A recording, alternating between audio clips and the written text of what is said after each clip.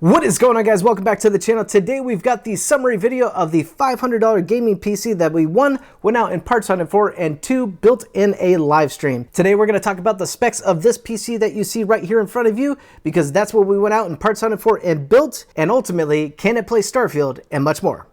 Let's go. So let's just jump right in here and talk about the first part on the part list here, and that being the motherboard, the Gigabyte DS3H B450 AC. This motherboard has everything that we need to build a foundation for a $500 gaming PC, and I'm happy to report that these boards still can be found at a good price, which we locked in for just $80. However, this motherboard isn't anything to write home about. It is, after all, a budget-focused motherboard, but it is still of great quality that I've come to rely on in terms of price to performance, time and time again. Oh, but the great prices on parts didn't stop there. The CPU, being the next part, came in clutch to meet our price to performance goals. And what we got here is a bit of an older generation CPU at this point, the Ryzen 5 3600, but still a good one, and most importantly can be found still quite cheap. $93 to be exact is what I paid for this one, brand new. The CPU gives us all we need with 6 cores and 12 threads and a turbo up to 4.2 gigahertz. We should be well in the clear for a great gaming experience. Oh, and look at there, I painted the CPU shroud for free. Well, technically I spent $5 in paint, but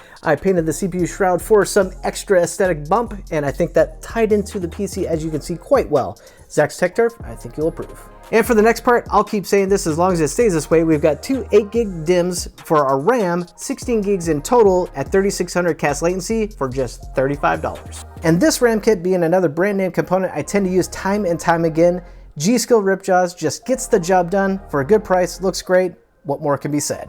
And speaking of parts that I use time and time again, just because of the reliability and price to performance, we've got our storage NVMe drive from Team Group, the MP33, 512 gigs. And the reason I keep coming back to this drive is strictly price to performance, like I said. It's not a flashy drive by any means, and there are much faster, more reliable ones out there, but for $24, it was a no-brainer. My suggestion here, though, is if you can opt to spend about $15 or more, then go ahead and bump up to the 1TB model to get you well on your way. Now, you might not be able to see it here, but you probably would if I didn't have it on. I have a little heatsink that I put over the NVMe drive. That way, kind of gives that a little extra aesthetic pop, which you can see that we got building here, the blacks and the reds, but that is actually an extra in the build. There's about 15 or so bucks, but I have a link in the description below if you're interested. And real quick, while I'm on the topic of extras here, again, this isn't gonna blow your budget, even if you try to copy this build 100% as it is. We've got some Asia Horse cable extensions. I noticed the building aesthetic going on, especially with the graphics card having those reds and blacks, that I thought adding that plus doing the shroud, cooler painting, and all the other things here just really made this build pop. So expect to add about another $20 to $24 or so if you want to add these cable extensions. Again, a link in the description below if you want to do that. Alrighty, and the star of the show for any gaming PC is definitely going to be your GPU, at least one of the most major components. And this one, I'm very proud to say that I was able to lock in for $120 on eBay, the RX 5700 XT. So not only did I get this as a steal in terms of price to performance, but this is a used GPU. However, it looks like it's in brand new shape. Also consider that this was an upper tier performer just a couple generations ago. With an 8GB VRAM buffer, I have no doubt that it'll be able to handle any kind of 1080p gaming scenario that we put at it today. So it really wasn't my intention to go red and black on the aesthetic of this PC, but getting this GPU for such an awesome price, I had to basically center the whole build around that.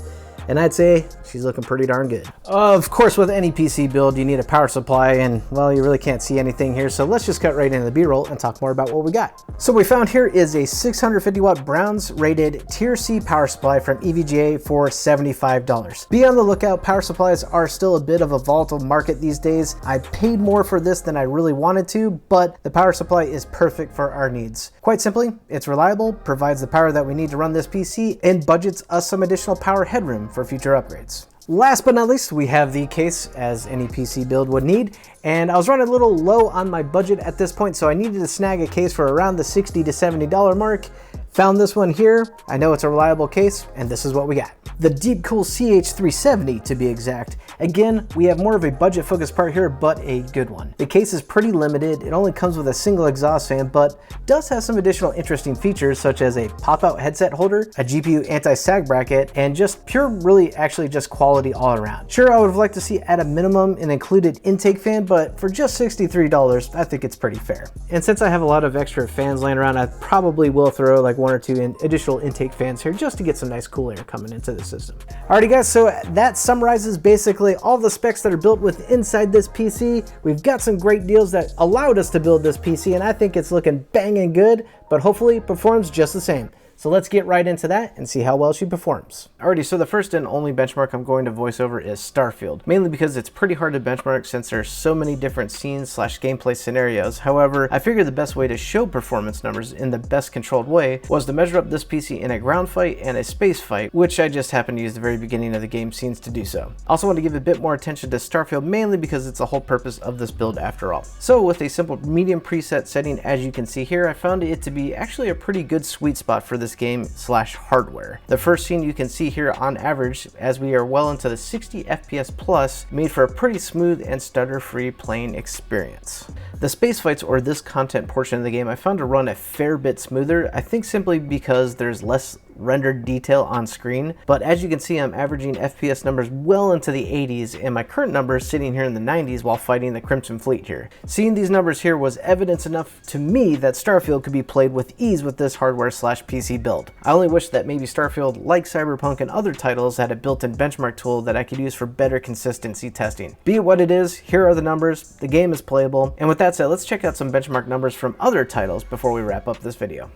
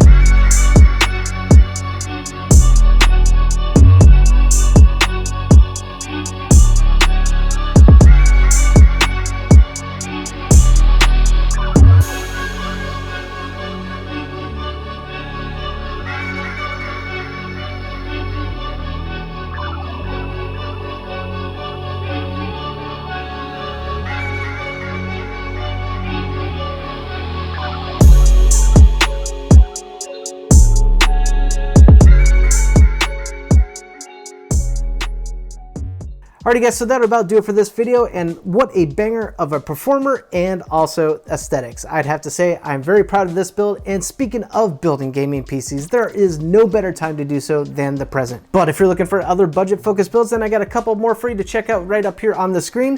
Thanks for tuning into this one though. I appreciate your time, and I will catch you in the next one.